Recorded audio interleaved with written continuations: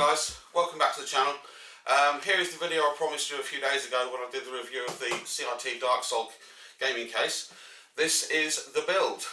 First off, we'll go quickly through all the components that we're going to use for the build, and then I'm sure everybody's getting bored silly of live stream builds of a PC because everybody's doing them. All the tech tubers are doing budget build PCs during this lockdown period. So I'm just going to do what I normally do, which is time lapse the build, and then we'll do some beauty B-roll shots of the build once it's completed, and we'll do a quick bit of testing and benchmarking and see where we go. So we'll start with the main components first. So motherboard wise, we have H67 chipset motherboard. This is a LGA socket 1155 motherboard from Gigabyte. It's the P867A UD3B3. So we've got a 4+2 VRM power delivery system. We've got 4 RAM slots, although we're only going to be using 2 today, so there is expandability with the system. We've got twin PCIe X16 slots. Well, I say an X16. We've got an X16 here, and I think this is an X4, and it's not SLI ready, but it is Crossfire ready, and I think when you link the two together it drops down to X4 on both slots. It's got 3 PCI X1 slots and 2 PCI slots, so you can tell it's an older board. We've got 2 SATA 3 connectors and 4 SATA 2 connectors. 8-pin EPS connector, obviously the 24-pin. We've got front audio, front comm. We've got 3 system fan ports, 2 front USBs, and also the front panel connectors. I'm pairing this with an i7 2600, not a 2600K, so the multiplier is locked, so we can't be overclocking this. In view of the fact we can't overclock it, I can just pair it with the stock Intel cooler, which is what we're going to be doing today. Memory wise, we have 2 times 4 gig of Crucial Ballistic Sport, and this is 1600 megahertz. So yeah, it should be okay with 8 gig of RAM. Now the case, if you remember when I did the review, has got USB 3 on the case. The motherboard itself, as you may have noticed when I've just gone through the features, doesn't have USB 3. To that end, I have got a PCIe X1 daughter board for the PC, which has 5 external USB 3 ports, but it also has the internal connector for a USB 3 front panel connector, and obviously a SATA for the power. Excuse me. We've got a couple of blue SATA cables for connecting up the drives. Drives wise, we have a Pallet 240 gig SATA 3 SSD, 2.5 inch, and we also have for bulk, that'll be for the boot drive. For bulk storage, we have a Western Digital Caviar Green 1 terabyte 7200 RPM for bulk storage. Fans wise for the case, because if you remember I said that the nasty fan that was in the case I was going to take out. I have a couple of NZXT case fans. These are the standard rifle bearing fans that come with the cases, such as a H500. And I've also got a Corsair 120mm fan. Now the NZXT ones I'm going to put in the front of the case. This one is going to replace that nasty fan in the back of the case. And this is actually a magnetic hydraulic bearing on this one. So, you know, it should be fairly good. With having 2 fans in the front and 1 fan in the rear, we should create a bit of positive pressure to avoid massive dust build-ups within the case. Obviously, as you can see right here, I have the I/O shield for the motherboard. What else have I got on here? Additionally, I have got, to utilise that 5¼ inch bay on the front of the PC. It's not going to be an optical drive. I have a bay adapter mounted card reader, which has another USB 2 in it, and obviously multiple different cards that can be read, like CF and SSD and MS Pro, stuff like that. Between the USB 3 ports on the daughter board, the USB 3 ports on the back, USB ports on the case and the USB on here, we're going to have about 18 combined USB ports, so plenty of connections for peripherals. Graphics card wise, I have a Gigabyte GT740 2GB GDDR5, but it's the OC version, so it's been slightly overclocked at the factory. It's a very good card. Does have HDMI out, which we're going to utilise because we're connecting up to a 1080p 22-inch Full HD monitor.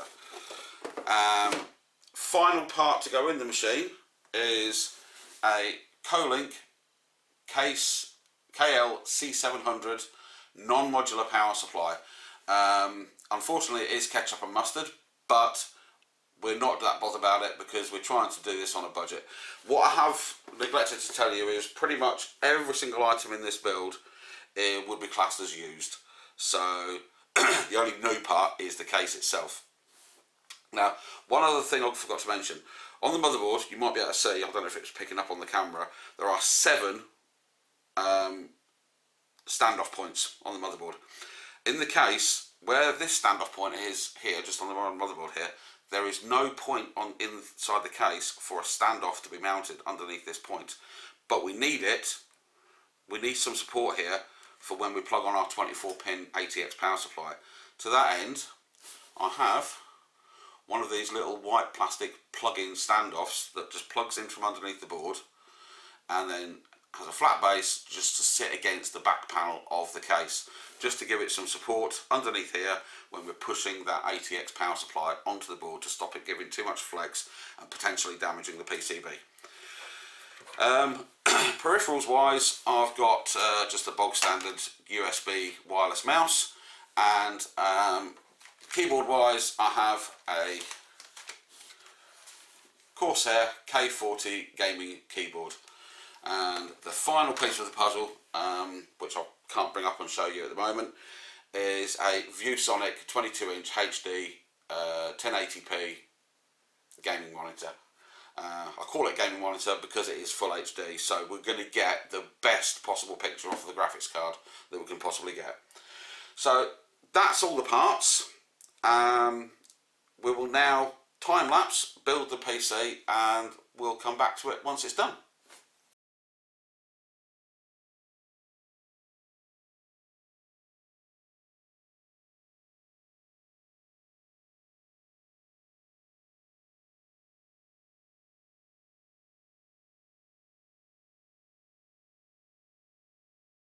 Okay, so as you can see, I've got all my front panel connectors connected up. So I've got my 2 power fans for the NZXT fans, all my front panel connectors and my front audio.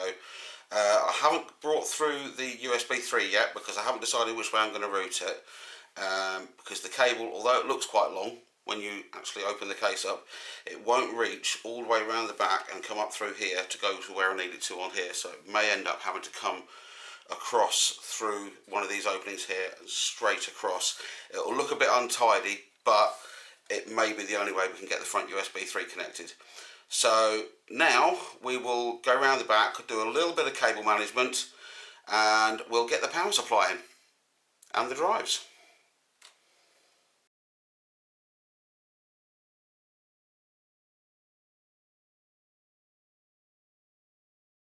So we've done some preliminary cable routing. We've got 2 SATA power connectors on here for the 2 drives. I've fed another SATA connector up through here to run the USB 3 daughter board. I've fed our PCIe cable up through here for our graphics card. Our 24-pin up through the next routing hole for the ATX power supply for the motherboard. And up in the other corner, I've fed the 8-pin EPS for the motherboard. So we're going to turn it over, and we're going to get all these cables plugged in and get some cards in.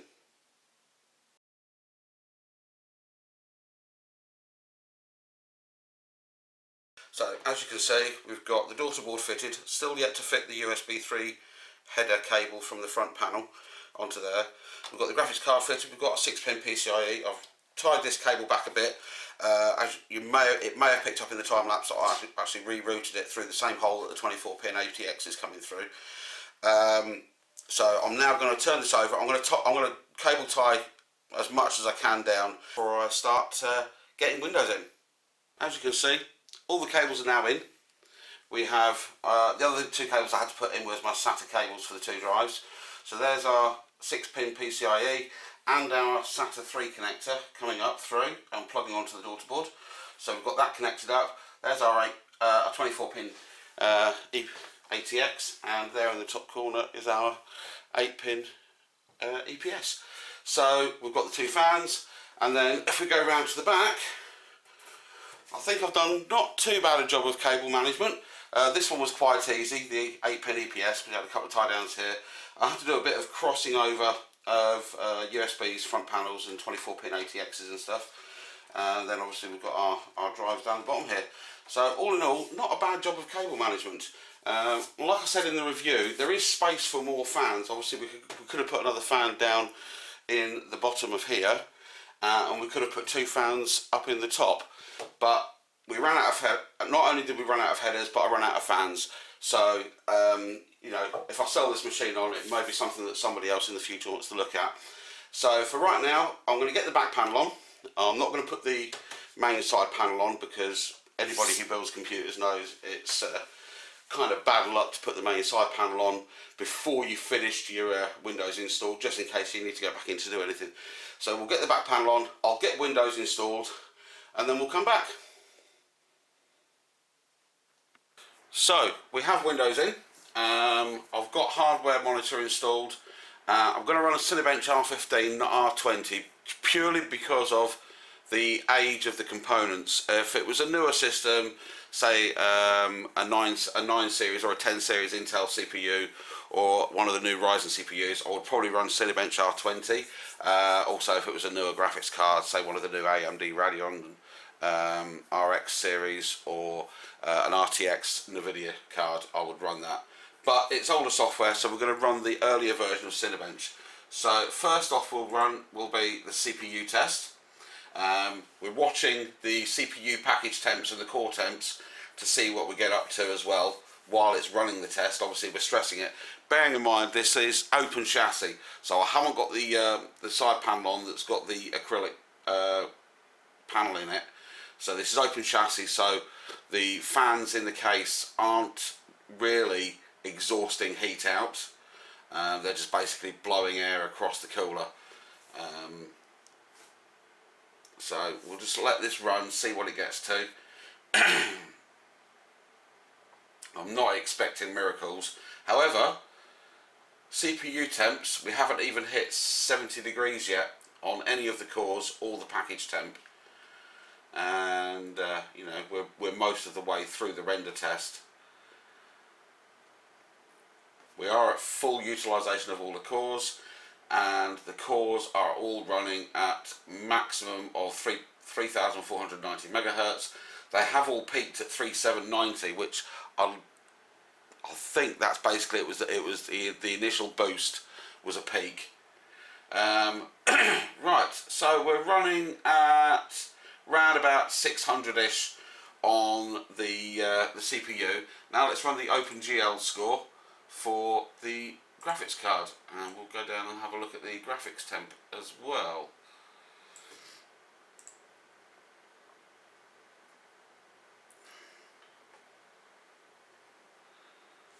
So graphics temperature,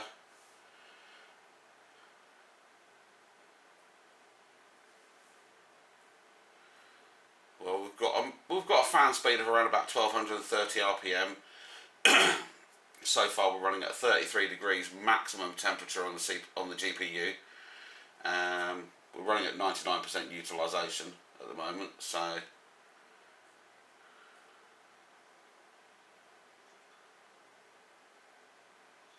again, very low temps on the GPU as well. On 36 degrees maximum temperature. Currently it's 36. 37. We just peaked at 38 degrees right near the end of the test. We've got 67.4 FPS on that test. So that's not a bad test. Okay, we'll save our scores. What we will do as well is look at CPU-Z just to check all our details. Okay, so as we said, CPU is a i7-2600 on the Sandy Bridge, 1155 LGA. It's on the 32 nanometer. Motherboard is the Gigabyte board, as we said. Memory 8 gigabytes DDR3. GT740, 2 gigabytes of GDDR5. So we'll close that. So we've got quite a bit in there. If I go onto my properties, so there we go, 3.4 with a 3.7 gig boost on the CPU. As we noticed in the testing, all four cores and 8 threads boosted to 3.7 right at the start of the CPU test. And so yeah, there we go. All in all, a successful build. One thing I will say is when I put the side panel back on on the back, it went on nice and easy. I didn't have any crushing of cables whatsoever when I put that panel on, and that's all down to that inch or so of clearance between the motherboard mounting tray and where the back panel slides on for cable management. So thanks for watching this video. If you liked it, please give it a thumbs up, hit the subscribe button. Any comments, leave them below. I will try and get onto them and answer your questions or reply to any of your comments. And as always, we'll see you in the next one.